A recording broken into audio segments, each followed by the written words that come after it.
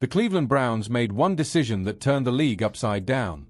They benched rookie quarterback Shedeur Sanders, the most talked-about player in football, the future star whose name was already moving jerseys and pulling millions of new eyes to the sport. It should have been just another game. But when Sanders didn't take the field, everything fell apart in real time. The drop in viewership wasn't small. It wasn't even steep. It was catastrophic. 1 week earlier, the Browns' preseason game against the Panthers had pulled in 4.5 million viewers, a massive number for a meaningless August matchup. But against the Eagles, without Sanders starting, the ratings collapsed to barely over 200,000. Inside CBS headquarters, executives stared at live dashboards in silence. A senior exec reportedly texted, "Is this a glitch?" It wasn't. Within hours, sponsors were panicking, ad slots were being pulled, and broadcasters were calculating millions in losses. Inside First Energy Stadium, the collapse wasn't just on the screens. Fans came expecting Sanders, and when he wasn't in the lineup, the air drained out of the building. Entire rows emptied before halftime. Beer sales crashed. Merchandise stands sat deserted. By the third quarter, owner Jimmy Haslam was in his suite, answering furious calls from league officials and sponsors. One executive summed it up perfectly: "We're watching the value of this franchise fall by the minute." But nothing prepared anyone for the fan revolt. Within 10 minutes of Sanders being benched, 2 hashtags exploded online: #FreeShedeur and #BoycottBrowns. Viral videos showed fans burning jerseys in parking lots.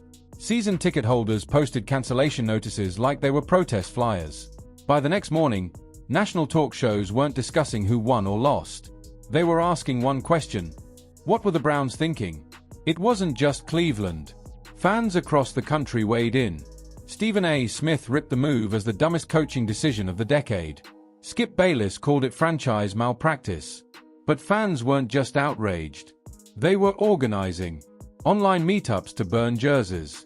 Letters to ownership demanding Sanders start week 1. Local Browns backer clubs, some decades old, disbanding overnight. Even fantasy football players revolted, dropping Browns players from their lineups in protest.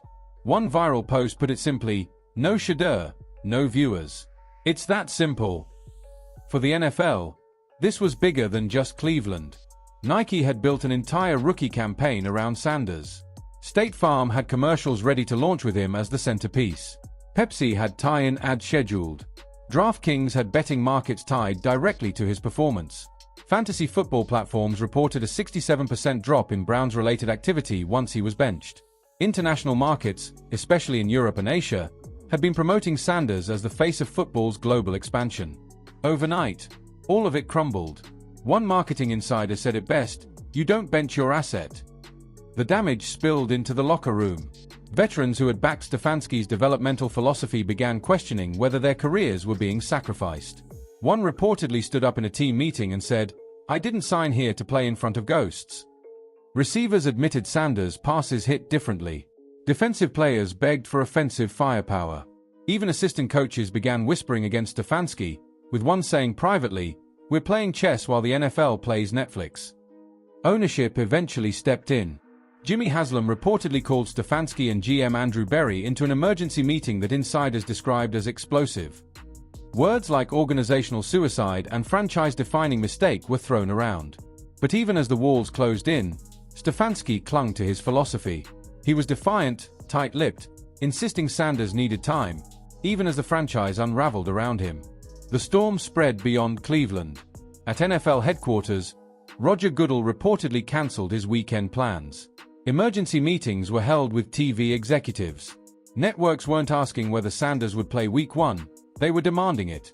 CBS allegedly warned the Browns directly, "If he doesn't start, we invoke ratings clauses." Translation: start him, or pay millions. Amazon, NBC, ESPN, all furious, all watching, all terrified.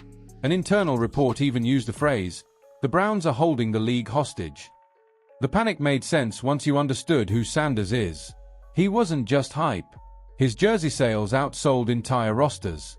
His social media engagement dwarfed whole franchises. International markets already viewed him as the face of football's next generation.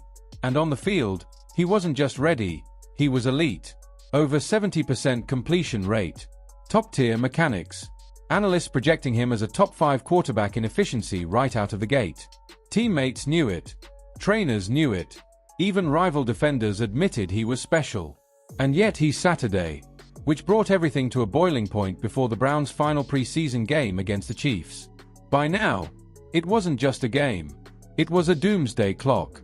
Networks prepared 2 separate rundowns. One if Sanders started, one if he didn't. Vegas refused to finalize betting lines. Stadium attendance projections dropped nearly 50%. Vendors cut orders.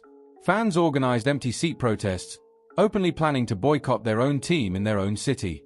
One broadcast executive reportedly told the Browns directly, "Play him or we pull the plug." Saturday night arrived. The lights were on.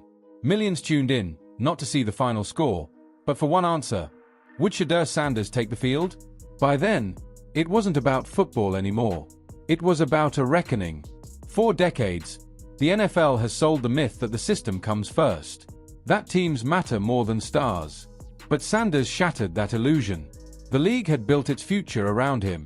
Sponsors, networks, fans, all invested in one rookie who had become more than a quarterback. He was a cultural movement in cleats. The truth was now undeniable. You can't bench lightning and wonder why there's no storm.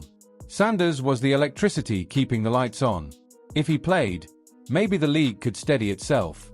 If he didn't, the Browns wouldn't be the only losers. The entire NFL would pay the price.